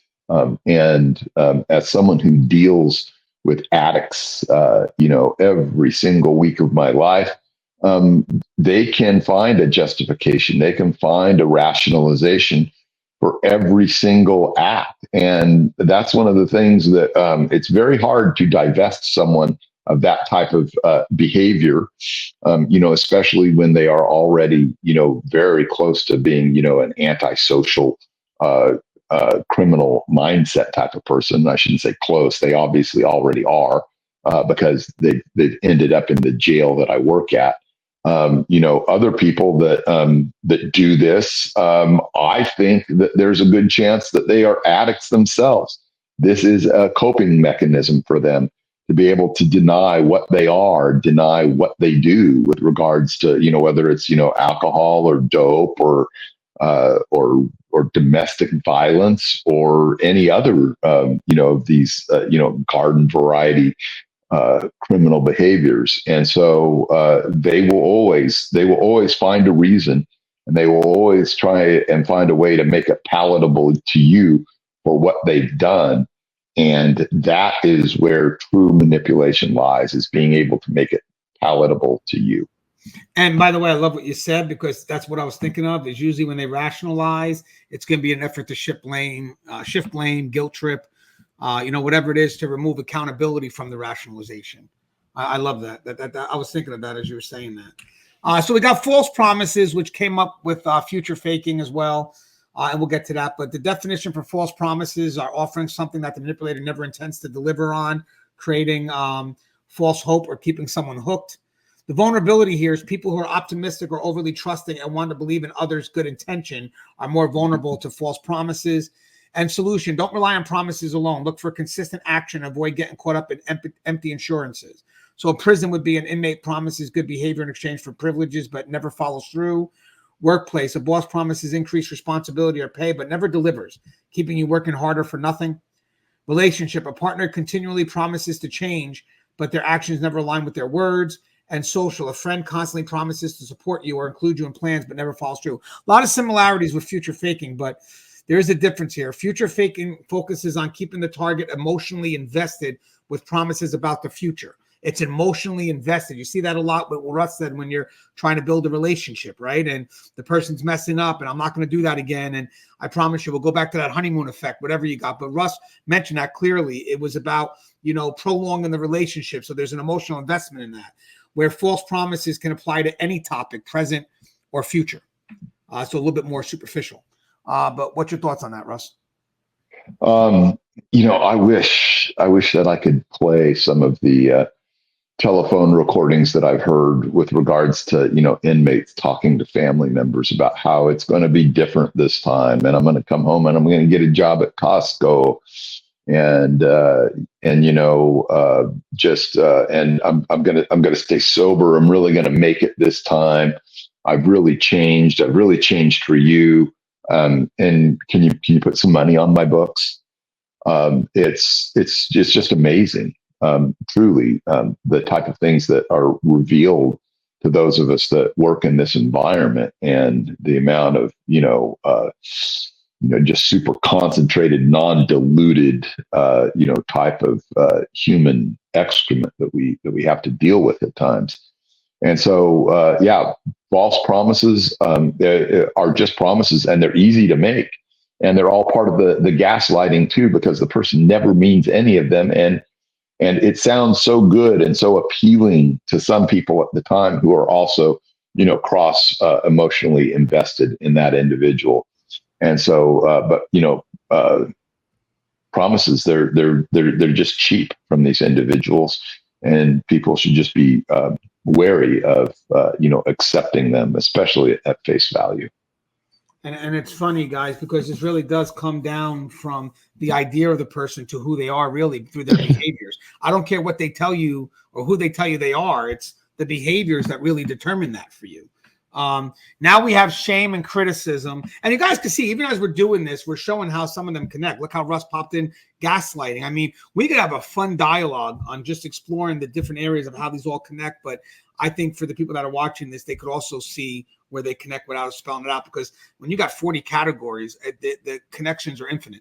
I mean, just how they can be played out. So these are all what expert manipulators can choose. And it's like winning the lottery. I could pick from 40 different numbers, combine them in any way, and all dependent on the person in front of me. So for people to say that they can't be a victim to manipulation, I disagree. 40 categories played in so many different ways, it's got to get you somewhere. I wonder what the odds are. 40 times 39 times 38 times 37 straight down, All right, shame and criticism. So remember, this connected to shame and criticism connected to insecurities. So shame and criticism, using personal attacks or criticism to make someone feel inadequate or inferior, thus easier to control. So the vulnerability here may be the same as in the other ones. In the other one with insecurities, people with low self-esteem or those who seek external validation may be more prone to internalizing shame. If you notice, guys, the connection to the tactics are usually based on the vulnerability of the individual. So if they have these vulnerabilities, they may be able to exploit the tactics that meet those vulnerabilities. You may be able to exploit them by using the tactics. All right. So solution, don't internalize personal attacks. Respond confidently and focus on your strengths rather than dwelling on negative feedback. Here's some examples. An inmate criticizes an officer's decision to undermine their confidence and gain control. Workplace, a colleague frequently criticizes your work in front of others to make you feel insecure and dependent on their approval. Relationship, a partner constantly points out your flaws, making you feel like you're never good enough. And social, a friend makes passive-aggressive comments about your life choices to make you feel inferior. So shame and criticism involves overt attacks, while playing on insecurities subtly exploits existing weaknesses. So shame and criticism involves overt attacks, and then while playing on insecurities subtly exploits existent weaknesses. So basically, I actually think the insecurities may play out a little bit deeper now because they're internalized, and now someone's exploiting it for their own gain. Where criticism, it's more overt. But I actually think that the more dangerous game, the game that's more emotionally manipulative, would be the insecurity one, because now you're exploiting what could have been held in confidence as a personal gain. So I think that has more of an emotional pull. What's your thoughts, Russ? Attacking someone, over these, these things that you can be critical, overcritical, hypercritical, and attack their vulnerabilities.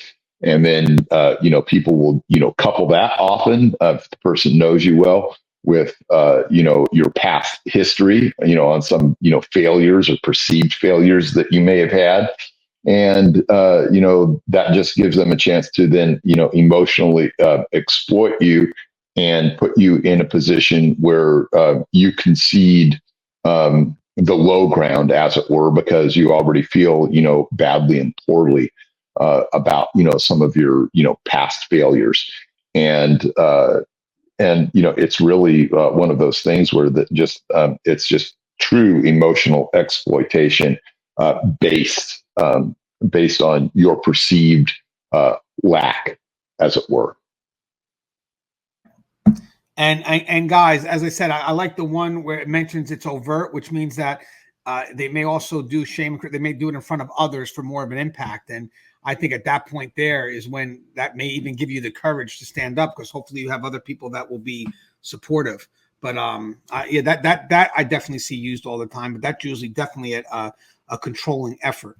Now you have the love withdrawal. The love withdrawal is kind of basically the same as flattery, where you connect someone emotionally to something and then you just kind of remove it, or just no longer respond as heavily. That's why they try to keep on doing it as excessively, so they have more they can take away.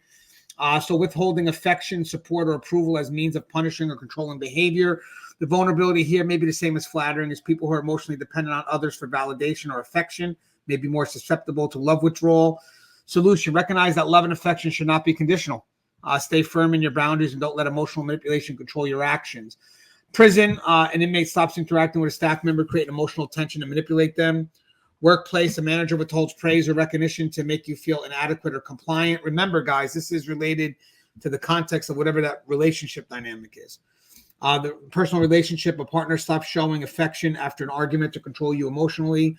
And social: a friend suddenly withdraws attention or affection, leaving you feeling responsible for the change. And Russ, this something like this, where it comes love withdrawal, that's also well played by the manipulator, because they're able to draw that close of a relationship to that individual, where they're able to employ that game. This is a next step above flattery. Would you agree? Yeah, because there's a lot more emotional investment. But it's usually, only in one direction. This is where the person that's doing the manipulating, has revealed themselves to be, truly transactional in their nature. But the person receiving the manipulation doesn't see it that way. They feel like they have to live up to an unrealistic expectation of that.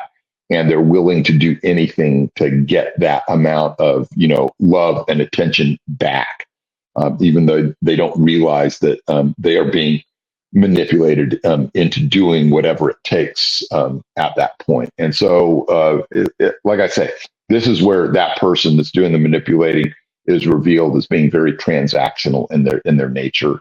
And probably not nearly as emotionally invested as the other person believes they are. Yeah, and guys, for the person that's a target on this, you're probably the one that's going to feel it the most, because of that conditional relationship, like Russ said. So, I mean, this is something that you're going to have to recognize, and don't allow it to get that far. How much of yourself are you willing to give this person, including your own self-esteem, your your own emotional health, if you will. Now we have fake helplessness. I think this was partnered with hold on, emotional dependency, feigning dependency. That's the one. So there are some differences here. So for fake helplessness, pretending to be incapable of doing something to manipulate someone into doing it for them. The vulnerability, people are for those who like to solve others' problems or feel responsible for others' well-being, may be more vulnerable to this tactic. Solution is to encourage independence and offer guidance without doing everything for them. Set limits on how much help you provide. So same concerns and same solutions as we had for those that were seeking feigning dependency. So almost the same, but there's a difference. An inmate claims an inmate claims they don't know how to complete a simple task to get staff to do it for them. A workplace, a coworker pretends to be incompetent, so you'll do their work. So same scenarios. A partner plays dumb about chores or responsibilities, so you'll handle them. And a friend constantly asks for help on tasks they can easily do themselves. But there is a difference here. Feigning dependency involves pretending to need emotional or logistical support, while fake helplessness focuses on pretending to be incapable of a specific task. So the feigning dependency is a higher level, where the fake helplessness is usually related to a specific task. We kind of covered this briefly, but just this is a higher scale. Yeah, I think this is where the manipulator probably also has a high degree of narcissism, where they want the spotlight on them, in spite of the fact that, it's helplessness, which should be a perceived defect in them. But they don't care because the spotlight then rests on them. And it's just a way for them to be able to get their necessary amount of attention. And sometimes even if it's negative attention, that's where they'll go with that. And so that's what I think you tend to see is the narcissism in them coming out by requiring this type of attention. Yeah, and as I said, guys, the fake helplessness is more specific. The feigning dependency, whatever it is a bit higher level, more across situations. So we have emotional blackmail. Definition: threatening to harm oneself, the relationship, or others unless the target complies. The vulnerability here is people who are conflict averse, same thing, or deeply empathetic, especially those with a history of codependency, are more likely to fall for emotional blackmail. The solution: refuse to give in to emotional manipulation. If threats are made, take a step back and seek support if necessary. So the prison, an inmate threatens self-harm if their requests are not granted. Workplace, a colleague says they'll quit if you don't help them with a task. Relationship, a partner says they'll leave or hurt themselves unless you comply with their demands. Social, a friend threatens to end your friendship if you don't do as they ask. I mean, think about that. It's like the absolute when it comes to emotional blackmail. If you don't help me, I'm going to kill myself. If you don't do this, it's going to end our friendship. It's like absolute. It's like extremely extreme. And I think definitely that, because of how absolute it is, definitely plays on someone's emotions a lot more heavily than something situational. Because what happens here, Russ, is I think when they use emotional blackmail, there's a definitive aspect to it. That if you don't do this, I'm going to kill myself. Now you have to live with that. Think about that definitive aspect as opposed to something that's not as definitive. I think this is another higher level manipulation. And this could also be an evolved manipulation when the lower level emotional blackmail isn't working. Then we'll move up a notch to the point where if you don't do it, this will be the definitive outcome and there's no turning back from it. Yeah, I think that this is where we start to get into the areas where the manipulator probably has a higher degree of a mental issue at this point. And a lot of those things, that come into that histrionic personality disorder, more likely borderline personality disorder, and things like that start to manifest themselves. So this is the point at which, should really watch out to you, where emotional blackmail is the coin of the realm, if you will, the way that they get the response that they want out of you. And so it's pretty common to see this, within the correctional setting. This is one aspect of things that I see sometimes with regards to domestic violence cases, where the one that's actually doing the violence oftentimes will use emotional blackmail to get what they want in the short run, but then later lash out and use, claiming that they're going to hurt themselves. But then later they'll actually, lash out and use violence, against their victim a lot of the time. So anyway, this is one that's not for the master manipulator. These are, more short-term strategies for those who are very manipulative, but they're not necessarily very good at it. I do have victim blaming here as well. I just want to read this. I took it for a reason. Let me see. Turning the tables by accusing the target of being responsible for manipulators' behaviors or problems. So that kind of shifting blame. People who are overly self-critical, who are easily take responsibility for situations, even when it's not their fault, or vulnerable. It says, stay firm in your understanding of the situation. Don't let the manipulator twist the narrative to make you feel responsible for their actions. But that does note a difference. It says, victim blaming targets the victim directly, while shifting blame is a more general tactic to evade accountability by blaming someone else. Okay, so that makes sense. I hit you because you pushed me too far. If you hadn't said that, none of this would have happened. This again is something that I see a lot in domestic violence cases. And so, the difference here with the shift in blame is actually, it's good to bring it up now, is more general in nature. It's blaming society, blaming whatever it is, where victim blame is specifically now blaming the victim for what, like you just said, what just happened, correct? Exactly. It just, it shifts from one behavioral action to another behavioral action. And that's the most common is you pushed me too far. You shouldn't have said it. You shouldn't have said it like that. You should have known better. And so these are typical. And we can go back now again to justification all over again, and rationalization. In that the domestic violence abuser uses these things as an excuse. And so that's and this is very typical among that. And this is one of the reasons that we see such a high degree of manipulation inside these very volatile relationships, with a seemingly never-ending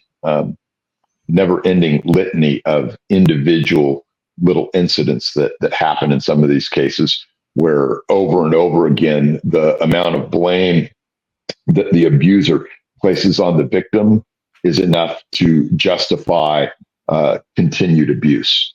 Yeah, and guys, we don't have to go over the examples for this one. I mean, basic thing is that now they're bringing in the victim, the one that they committed something against, into blaming, where in the other case, when it came to shifting blame, I mean, that could be part of it as well, but the main focus of shifting blame is just shifting blame, just out in general. Now we have stonewalling, which is a little bit different than silent treatment. I believe the difference here is silent treatment is more punitive. Basically, it's now I'm upset with you and I'm going to go ahead and not talk to you, where stonewalling is more about, stonewalling is more about avoiding engagement altogether, often to escape accountability. So it's not used as a punitive measure or subjectively punitive measure. It's used more to avoid responsibility. So definition of stonewalling is refusing to engage in conversation or answer questions, effectively controlling communication and creating frustration. Vulnerability is to those who need open communication or resolution in conflicts are more vulnerable to the frustrations created by stonewalling. And it's funny because I took those vulnerabilities, and when I saw that they would connect, then I would put those aside and say, well, these got the same vulnerabilities. Now, what would be the differences in how these tactics are employed? Because this way, I think by knowing those differences, yet on the surface, they look like similar tactics based on the vulnerability, but there are slight differences. Solution: address the issue calmly, but don't push too hard for immediate resolution. Give space and encourage open communication when they're ready to engage. Again, very similar to the silent treatment. Example: prison. An inmate refuses to engage with staff after breaking the rules, hoping to avoid confrontation. Workplace, a manager avoids meeting or discussions about mistakes, refusing to answer questions. Relationship, a partner shuts down during arguments, refusing to engage, leaving you frustrated. And social, a friend stops communicating after a disagreement, leaving the issue unresolved. Silent treatment, again, is more punitive and used as emotional control, while stonewalling avoids engagement altogether, often to escape accountability. So I think that's it's good to note the why, because then you can understand more of what's being employed. Like, so in this case here, if someone is giving me the silent treatment, how do I know it's a silent treatment? Is because right now they're not talking to me because I did this. Okay, so same solution. But if someone's deciding to stonewall, well, they're not talking to you because they're trying to avoid it. So now you may want to engage. You may want to engage a little bit more to get the person to step up to where they should be accountable of. But again, there are slight differences. I know the behavior may look like it's the same, but the motives behind the behavior are a bit different, which may require, there's a similar approach, but maybe tactically a little bit of a difference in how it's approached. What's your thoughts, Russ? So stonewalling really is just putting off resolution of the situation. I think that the true reason behind stonewalling and putting off resolution of the situation, though, is actually a negotiation tactic. And so it's highly manipulative, and it's wanting to get a resolution, but getting a resolution on better terms. The longer you can put it off, the more likely you are to get favorable terms from the other party. And so that's the way that I view this particular one. And I think that there's something to be said for that, because a person that's using that as a manipulation tactic and not doing it for some other reason is obviously very invested in the process of winning and seeing outcomes as winning outcomes and losing outcomes. And, Russ, I agree with that 100%. I think the stonewalling does fall into avoiding accountability, and then basically, trying to kind of delay it so there's an effort to negotiate, because at that point, it's not about the problem anymore, but we're not talking over anything. We're not discussing anything anymore. So maybe we should just forget about this so we can keep the relationship going, where the silent, I think the silent approach is more of, you got the person backed into a corner. And now, instead of them speaking, what they do is they just don't talk to you, and they try to make it look like you're getting them upset and whatever it is, and play that route. I like that. And it's good, because if you know those slight differences, you know that there's going to be a difference in how you need to approach that matter, and I think that matters, even though the overall solution may have a lot of similarities between both tactics. What you may prioritize in that solution matters. Like, I think for the stonewalling is, I want to keep the person engaged. You're not going to run away. Where in the silent treatment, I'm going to let the person come to me when they're ready. Because I'm not backing in either. I'm going to be just as silent too. If you want to play this route, then I'll keep quiet, and you can come to me. And that means it's like whoever goes to the other person first, the person that remains quiet the longest is the one that remains in control. I'm assuming. Okay, so mirroring. Mirroring definition: imitating someone's behavior, mannerism, or beliefs to create false sense of connection or shared identity. I see that a lot. Vulnerability is people who crave connection or who trust easily are more likely to fall for the false sense of rapport created by mirroring. Solution: pay attention to patterns of behavior. If someone seems to be mirroring you excessively, assess whether the connection feels genuine or manipulated. And it's funny with that, because body motions usually happen before or right at the beginning of when you say something, not way after. So it kind of has to look like things are in sync. If you're emotional about something, maybe they will be. But body language is a great way to determine if someone is sincere. And they definitely, I know people that are psychopathic, that they don't have their own sense of empathy. So what they do is they look at people and they memorize their mannerisms, and then they start kind of modeling it just to mimic with no sincerity, just to mimic. Prison: an inmate mimics a staff member's speech or habit to create rapport and gain favor. Workplace: a colleague mirrors your ideas and opinions in meetings to build trust, later asking for help with projects. Relationship: a partner adopts your hobbies or interests quickly to create a deeper bond, but uses this connection to manipulate later. And social: a new friend mirrors your behavior and opinions to appear more likable, but later reveals manipulative tendencies. What's your thoughts, Russ? Yeah, this is one of those things. It's just feigned shared interests. All right. Now, you talked about, the body language and stuff, when you mirror someone, it's, usually the same tilt of the head, the same kind of gestures with your hands, the same taking on the same tone, and those things. But, it can also be, outside the bounds of those to, oh yeah, I like the Raiders too, or yeah, I think the same way about politics or food or religion. Religion is a huge one, and just feigning sharing those same aspects, and taking on the same alleged beliefs, values, and ideals, and that's really what mirroring is, no matter which level you look at it. Yeah, and you tend to like the person because they're so much like you. What's not to like? What's not to like? False humility. And we're getting there, guys. We're wrapping up soon.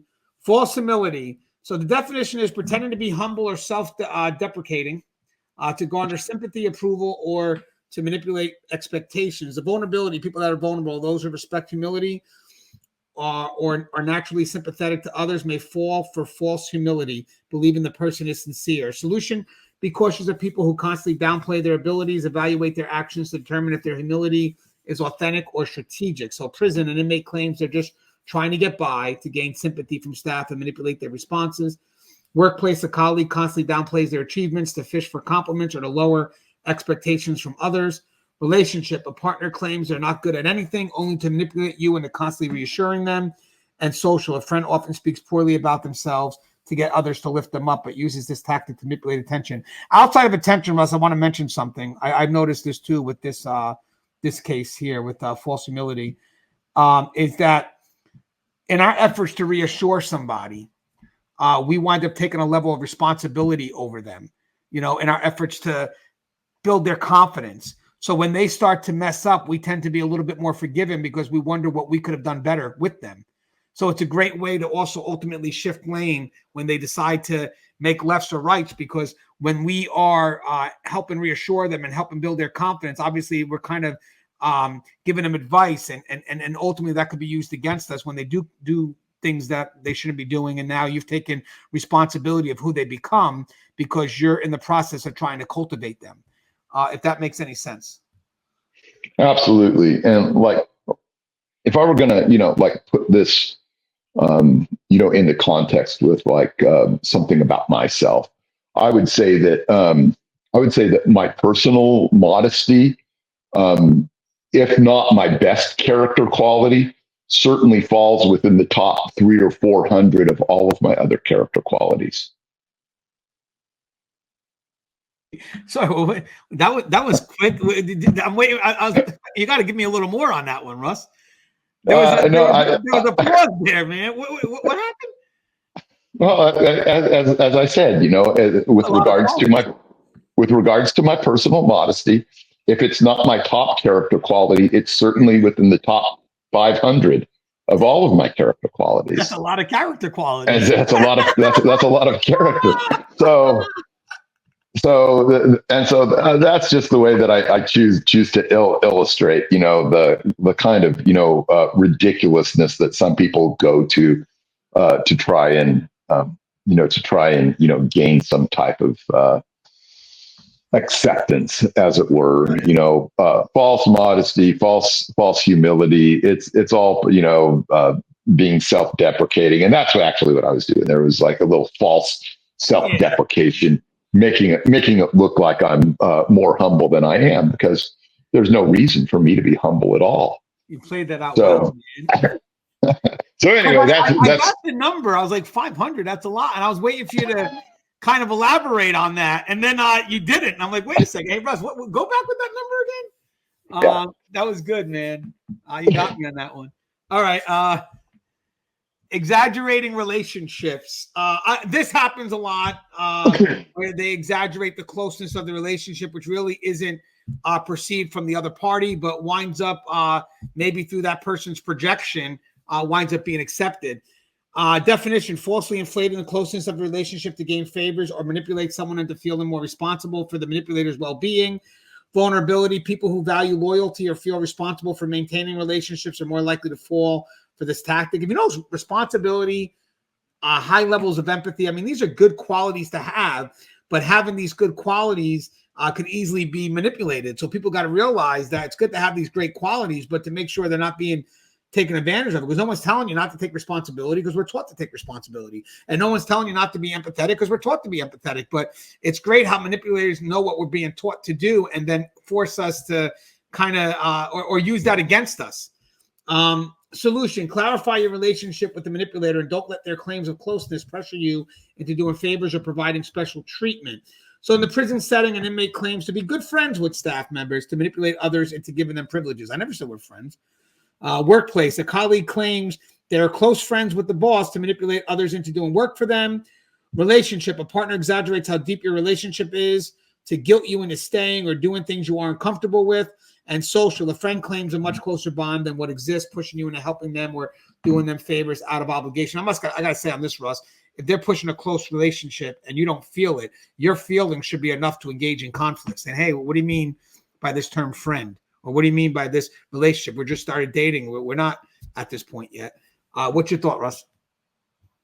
Yeah, this is just, trying to claim emotional capital that's not actually in existence, if you will. So when I say that, hey, you know what, you and me, we're besties, or at least you're in my top 50.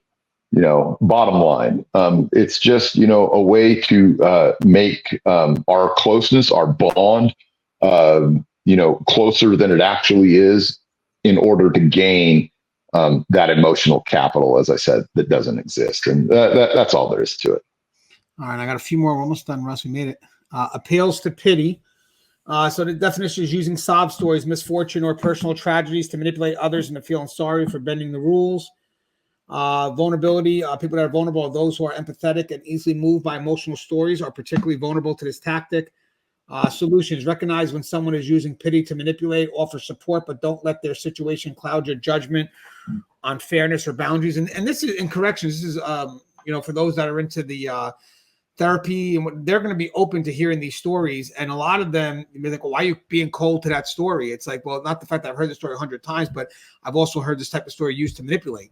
So we're not highly subjective to feelings of emotion when they're telling these stories. We have to remain objective, so we can make sure that whatever we're providing is not based on pity, but rather based on what's actually needed, which ultimately is going to be some level of accountability. When these stories are employed, most of the time these stories are employed to get out of accountability or some level of responsibility for what they've done.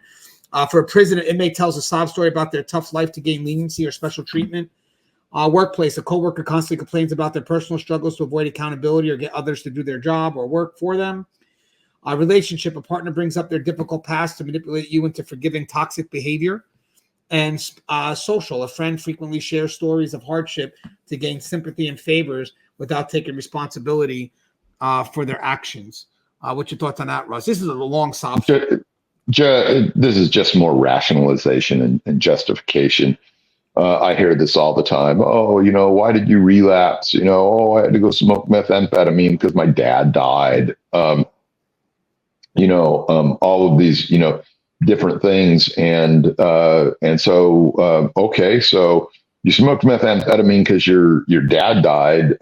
And so what you're actually saying is that you shouldn't be held accountable, that my recommendation to your probation officer should be that you're not arrested. So they just always, these types that use the appeal to pity, they just want to escape from accountability. And so that's what I would say. Appeal to pity is a desire to escape accountability. And that's it, pure and simple, easy breezy. They connect to the human emotion. They connect to the empathy, which they know we have, and we need to know that they may not have. All right, let's see. Almost there. Denying fault or responsibility. So definition is refusing to acknowledge wrongdoing, even when caught, to avoid consequence and create doubt in the target. Vulnerability. People who are trusting or who are conflict averse may doubt their perception of events and accept the manipulator's denial. This falls into gaslighting, but slightly different. Yes, it's gaslighting. Yeah, it is. It goes stick to the facts and don't let the manipulator avoid accountability. If someone consistently denies wrongdoing, evaluate whether continued engagement is worthwhile. Yeah, I think this is pretty much almost the same as gaslighting. You know, prisoner inmate denies breaking the rules despite evidence to the contrary, causing staff to question their perception of the event. The only thing here is it's outright denying it as if it never happened. Where I think the gaslighting is more of what, like subtle things that basically mess with the person's understanding of what happened. No, I mean, it's so close. Gaslighting is just, the biggest lie that you can possibly tell. You know, in this case, I think this might be, hoping that there's some shadow of doubt that you can capitalize. And I think that ultimately, maybe in these two, is there may be a distinction without a difference, as I like to often say. I think that they're so much a part of each other, that it's difficult to actually break them into two different corollaries. Yeah, and I think I put here that one is about manipulating someone's level of reality, but in this case here, for denying fault, it's just more about not taking responsibility. All right, we've got a couple more left, and we're done. This is unique. Russ definitely has seen this. Disarming through humor. Using jokes or humor to diffuse tension or criticism, making serious concerns seem trivial. Vulnerability here is people who avoid conflict or are easily distracted by levity, may be more likely to dismiss serious concerns due to humor.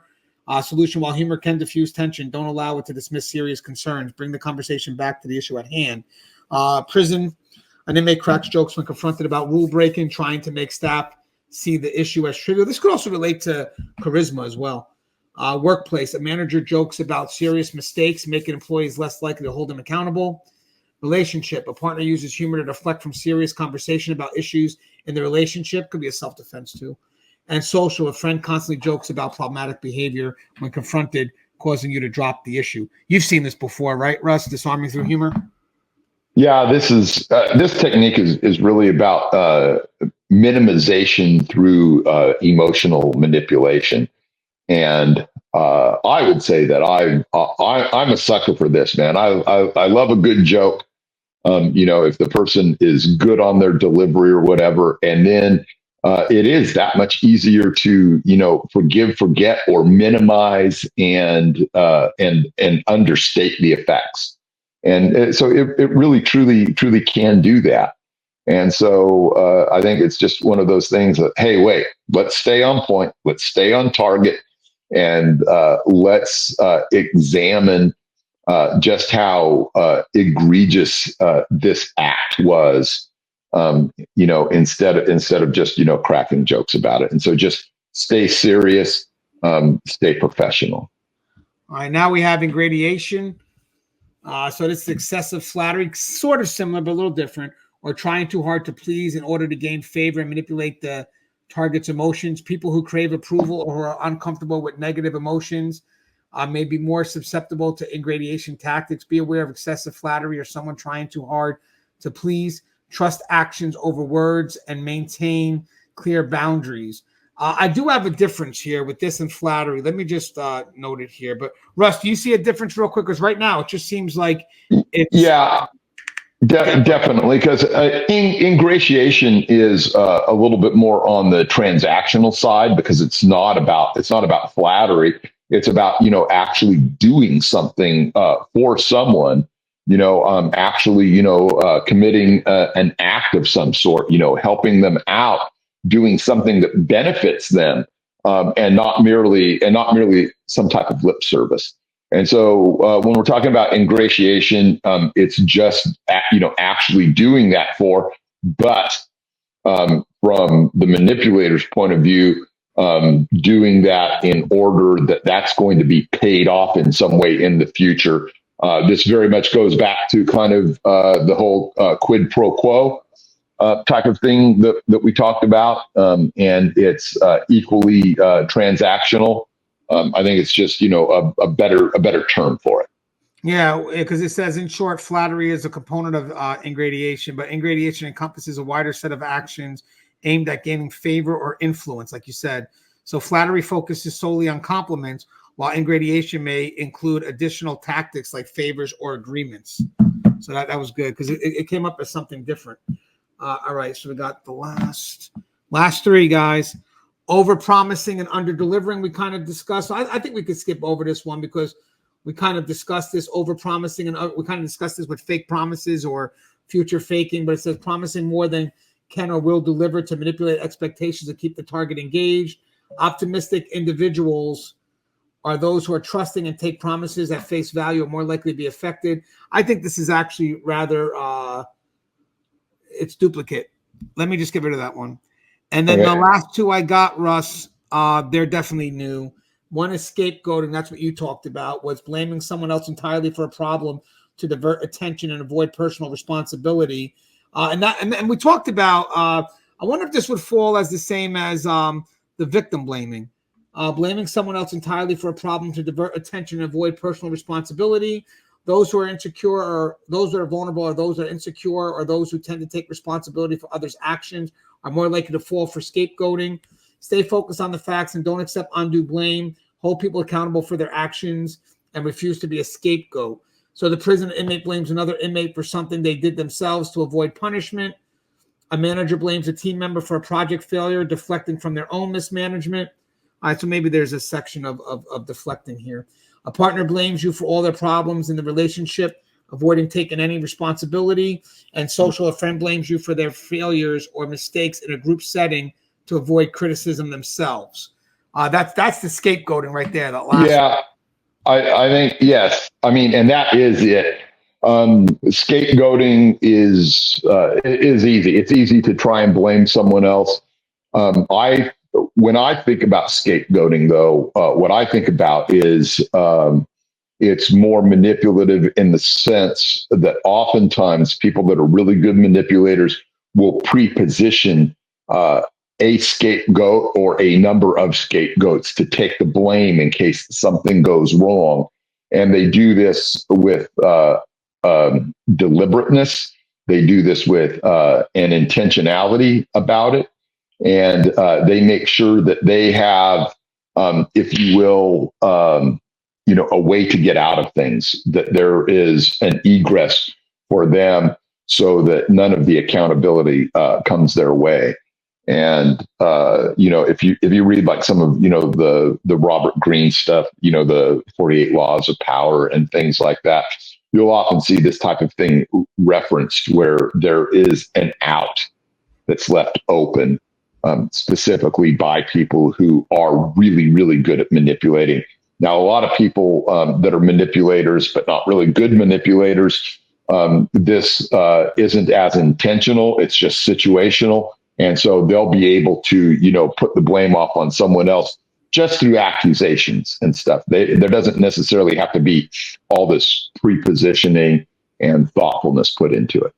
And they actually, it's like what you said. They have scapegoating as a higher level, kind of like targeting someone on larger issues where the blaming is more for specific, assigning something specific towards them. So maybe there is a difference, though. So when someone's considered a scapegoat, it could be usually for a larger issue in context, where someone blaming is more of a specific incident that caused this action. And the last one, Russ, and this is a good one, is manufacturing crises. Oh. So, yeah, creating or exaggerating problems to keep someone on edge, distracted, and focused on resolving the crisis rather than the manipulator's actions. Who's vulnerable? People who are easily stressed or who are quick to respond to urgent situations are more vulnerable to manufactured crises. Solutions: stay calm in stressful situations, assess whether the crisis is real or manufactured, and refuse to be swept up in unnecessary panic. Examples: prison, an inmate creates chaos among other inmates to distract staff from their own behavior. Workplace, the boss creates a sense of urgency around minor issues to distract them from their poor leadership. Relationship, a partner constantly brings up drama or crisis to avoid discussing real issues in the relationship. And social, a friend frequently exaggerates problems or creates drama to keep your attention on them rather than other important issues. Kind of like a distractionary technique, sort of like distraction and bait that we had before. But what's your thoughts on this, Russ? Yes, somewhat like that, but in a much more intentional thought going into it. there's a saying, never let a good crisis go to waste. Well, why would you not want to let a crisis go to waste? Because during a crisis, you can get someone to accept a solution under which circumstances they would normally never, ever accept such a solution, because they want to be taken care of. They want to be relieved of that crisis. And so what do? You manufacture the crisis. You take a situation and you whip people up into hysteria, and you make it so that they will stand 6 feet apart while waiting in a grocery line. You make it so that they will wear masks everywhere that they go. You make it so that they will, accept an untested solution, and you whip people into a frenzy so that they will do things that are out of their normal range of morality, if you will. And so I think there's, a lot to be said for that. And there's things that people will just accept that they normally wouldn't when there's an emergency set of circumstances in effect. I love muted by mistake. I'm actually noting manufacturer crises and distraction and bait. What's the main difference? And I don't know if this plays out, but there is a difference. It's going to say the difference lies within the purpose. So what I have right now is manufacturing crisis creates or amplifies a problem to manipulate focus or action, while distraction bait uses a less important or unrelated topic to divert attention from more pressing issues. Both serve to shift focus, but one does so by fabricating urgency, while the other uses distraction without creating a crisis. So that makes sense. So one kind of stays within whatever the concern is, and the other one just distracts it totally by removing that concern and putting the focus somewhere else. So Russ, there was a lot here, man, but we did it. First off, I love you, man. You really helped me out with this. I think it's going to be relevant. I think it's something that people can utilize. And why we're doing the show, someone messaged me just now if willing to speak at a gang conference in 2025 on topics like manipulation. So it's great to see how people are broadening their it's going to be in Orlando, how people are broadening their area. So basically, in order to be good at certain things, it requires a whole host of things. Like, well, because you're good at gangs is great, but can you handle interviews? Can you handle manipulation? Because all that is encompassed in everything we do. There's so much different talent that applies to different areas of expertise. So that's going to be something I'm going to revisit in December. But if we do decide to do it, it will be in Orlando. I just got a message just now on a Sunday, so hopefully I can do it. I just got to see what type of time I have left. Hey, Russ, anything you'd like to say in closing on this great discussion that you led? Yeah, I just want to say that, being able to, understand these deeper concepts, once you start to actually understand them, you're able to detect them in real time without having to, sit there and lie awake at night and think about, what's actually going on. Being able to, think and talk and react off the cuff, it's something you should be seeking to develop in every single way that you can if you're in this business, because so much relies on it, and it's just an honor to be able to come here and do this off the cuff like this, and have a chance to subject one's self to a challenge. And so I really enjoyed it, and I hope that people have good takeaways on this. No, I think they do, Russ. I think, as always, you always step up to the challenges. I think it's great because we're learning in the process as well. I mean, we're discovering things. I went through the list, and then as we go ahead and talk about it, we may realize that something could be the same or whatnot. So it's good to learn the process, and hopefully people understand that when we do these discussions, they are discussions, and we're making an effort to learn in the process as well. So we just put it out there, and then we trust in our experience to lead the way and create a very good and useful dialogue. So as always, guys, again, Russ. One more thing. I wanted to get back just to the manufacturing crisis right now. Oh gosh, it's there is a name for that, and it's Rules for Radicals. That's in a famous activist pamphlet. I can't remember the name of the guy right off the top of my head, but that is all about manipulation too. And so, Rules for Radicals. If you have a Saul chance, Alinsky. Alinsky, yes. Yeah, Saul Alinsky. And so, anyway, he was just a guy that was really all about manipulating things within political realms. So anyway, if you get a chance, take a look at that. The more up on game that you get from people like that, the better prepared you'll be to deal with some of the lowlifes. And on that, we will close. As always, guys, stay safe.